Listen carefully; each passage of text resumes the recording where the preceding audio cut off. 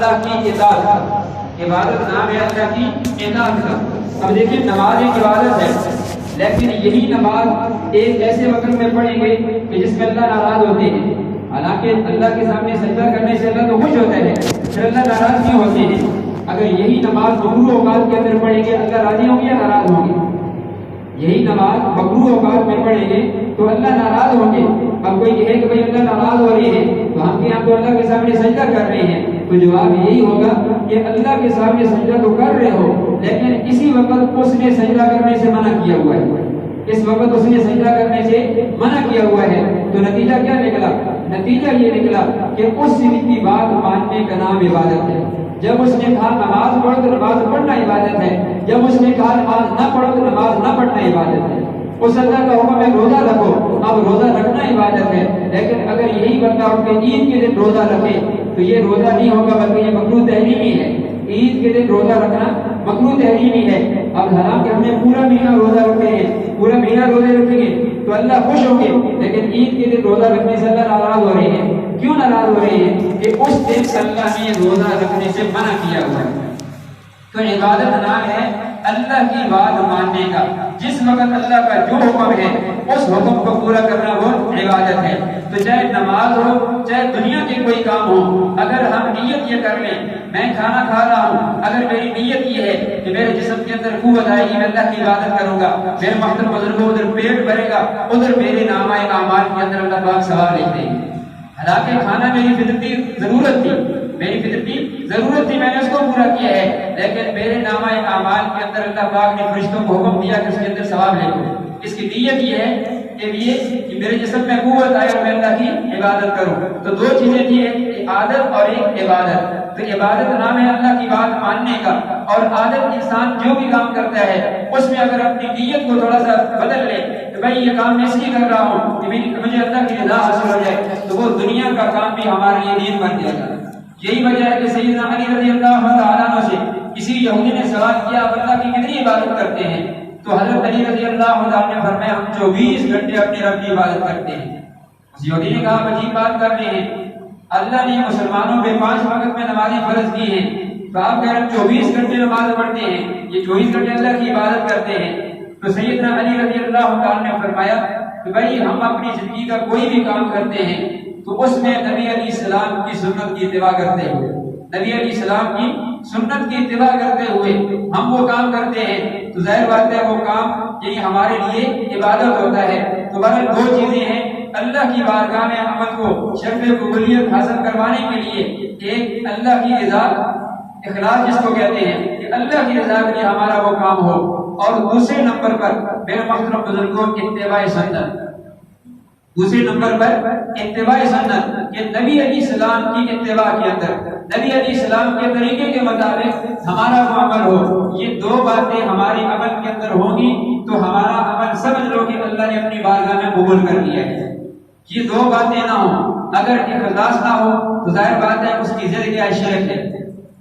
اخلاص نہ ہو، ریاکاری ہو تو اس کو شرک کہتے ہیں. تو ظاہر بات ہے اگر اخلاص نہیں ہوگا تو پھر اعمال کے اندر شرک آئے گا.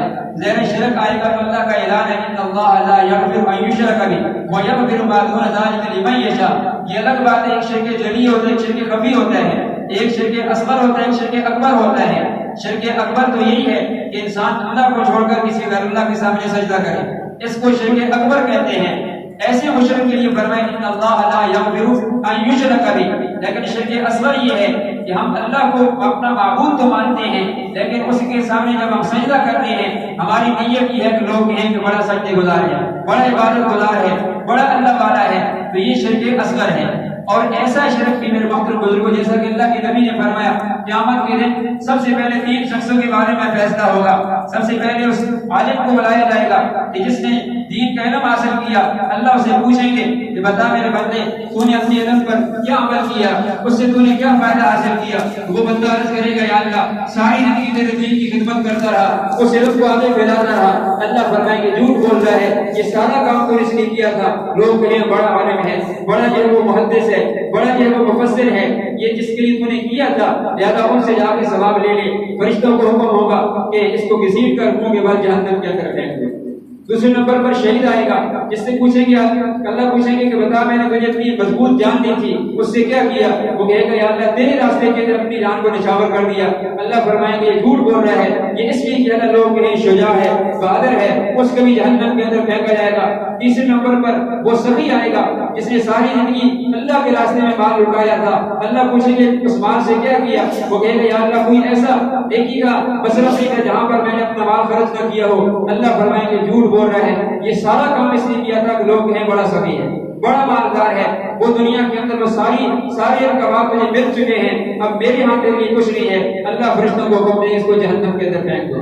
یہ کس وجہ سے ہوا؟ یہ اخلاص نہ ہونے کی وجہ سے، یہ اللہ کی رضا نہ ہونے کی وجہ سے۔ یہ پہلی چیز ہے کہ اللہ کی رضا، اور دوسری چیز نبی علیہ السلام کی سنت کی اتباع۔ اگر اتباع سنت نہیں ہوگی تو پھر بدعت بن جائے گی۔ اگر یعنی اخلاص نہیں ہوگا تو شرک آئے گا اعمال کے اندر، اور اتباع نہیں ہوگی تو پھر اعمال کے اندر بدعات کے اعمال کے اندر آ جائیں گے۔ یہ دو چیزیں ضروری ہیں، ایک اخلاص اللہ کی رضا، اور دوسرے نمبر پر نبی علیہ السلام کی سنت کی اتباع۔ میرے محترم بزرگوں، اگر کوئی عمل ہم ایسا کریں کہ جس میں نبی علیہ السلام کی سنت کے خلاف وہ عمل ہے، اللہ کی قسم اللہ کی بارگاہ سے اس عمل کو ہمارے منہ پہ مارا جائے گا، اللہ کبھی اس عمل کو قبول نہیں کرتے۔ اس لیے کہ اللہ نے کہہ دیا لقد کان لکم فی رسول اللہ اسوۃ حسنہ، کہ ہم نے اپنے رسول صلی اللہ علیہ وسلم تمہارے لیے نمونہ بنایا ہے۔ اللہ کے نبی کی زندگی ہماری نمونہ ہے، کوئی بھی نیکی کا کام ہے اللہ کے نبی کا نمونہ اس کے اندر موجود، ہم کیسے کریں؟ اب ایک بندہ ہے اللہ کے سامنے سجدہ کرتا ہے، اب جمعے کی نماز ہے، اب 2 کے بجائے وہ 4 رکعتیں پڑھتا ہے، تو کیا اللہ اس کو قبول کریں گے؟ حالانکہ اس کے اندر وہ تلاوت کرے گا، دوسری 2 رکعتوں کے اندر بھی سورہ فاتحہ پڑھے گا، اللہ کی یعنی اللہ سے مدد مانگے گا، اللہ کی عبادت کا اقرار کرے گا، اللہ کی صفات بیان کرے گا، لیکن اللہ اس کو قبول نہیں کرتے، اس لیے کہ اللہ کے نبی نے جمعے کی رکعتیں 2 ہی پڑھی ہیں۔ اسی طرح کوئی بھی عمل ہے، اکثر میں آپ کو واقعہ سناتا ہوں، عبداللہ بن عمر رضی اللہ تعالیٰ عنہ صحابی رسول ہیں، یہ تشریف فرما ہے، ان کو چھینک آئی، اور چھینک پر ان کے پاس ایک دوسرا صاحب بیٹھے ہوئے ہیں، ان کو چھینک آئی، اور انہوں نے چھینک پر کہا الحمدللہ والسلام علی رسول اللہ۔ بندے نے چھینک ماری، عبداللہ بن عمر کے پہلو کے اندر بیٹھا ہوا ہے، چھینک ماری اور پھر اس پہ کہا الحمدللہ والسلام علی رسول اللہ۔ تو عبداللہ بن عمر نے فوراً سے فرمایا کہ میرے بھائی میں اس جملے کا قائل ہوں کہ اللہ کے رسول پہ سلامتی ہونی چاہیے، کیونکہ ڈر ان کو بھی تھا کہ فوراً گستاخی کا فتویٰ لگے گا، یہ گستاخ رسول ہے، یہ درود کا منکر ہے۔ تو انہوں نے کہا میرے بھائی اس جملے کا قائل ہوں کہ اللہ کے رسول پہ سلامتی ہونی چاہیے، لیکن علمنا رسول اللہ صلی اللہ علیہ وسلم الحمدللہ علی کل حال، لیکن اللہ کے نبی نے ہمیں یہاں پر الحمدللہ کے الفاظ کہنا سکھلایا ہے، والسلام علی رسول اللہ کے جو الفاظ ہیں میرے بھائی انہوں نے اپنی طرف سے اضافہ کیا ہے، میرے بھائی انہوں نے اپنی طرف سے اضافہ کیا ہے۔